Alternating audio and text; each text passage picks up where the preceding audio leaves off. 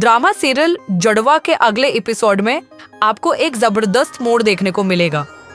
फर्द रक्षी से बड़ी शिद्दत से कहती है, तुम यहाँ क्या कर रही हो? तुम्हें तो मनोहर के साथ होना चाहिए था।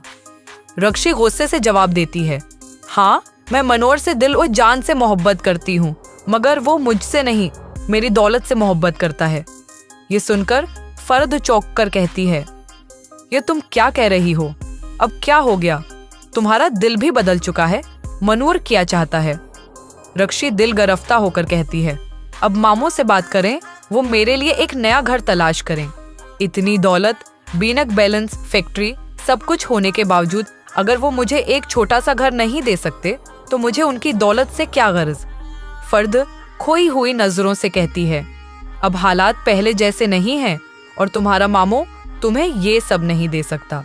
अगर मैंने ऐसी कोई बात की तो तुम्हें अंदाजा भी नहीं कि क्या हो सकता है। रक्षी की आंखों में परेशानी की झलक आती है। वो दिखी होकर कहती है, अगर ऐसा ना हुआ तो मनोहर मुझे छोड़ देगा। वो सिर्फ और सिर्फ मेरी दौलत की खातिर मेरे साथ है, बस। फर्द उसे सख्ती से समझाती है। ये रक्षी गम व गुस्से में जवाब देती है, आप ऐसा कैसे कर सकती हैं?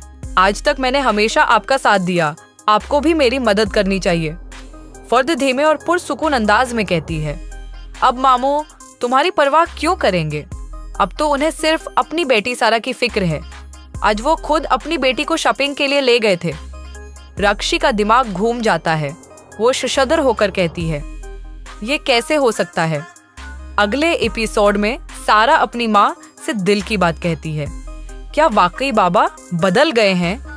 क्या वो मेरी खुशी की अहमियत समझते हैं?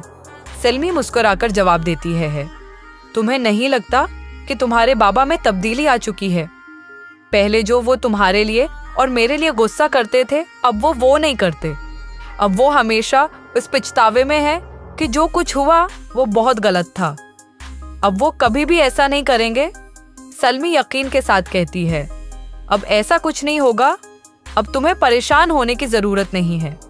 तुम्हारे बाबा हमारे साथ कभी भी नारवा सलूक नहीं करेंगे। सारा इत्मीनान से कहती है, अम्मी आप भी बेफिक्र रहें। अब हम माँ बेटियां मिलकर अबू के साथ वक्त गुजारेंगे और हम सबका रिश्ता पहले से ज्यादा मजबूत होगा। ये बात सुनकर सिल्मी खुश होकर कहती है, बिल्कुल, अब तुम्हें फिक्र करने की कोई जरूरत नहीं है, हम सब साथ हैं।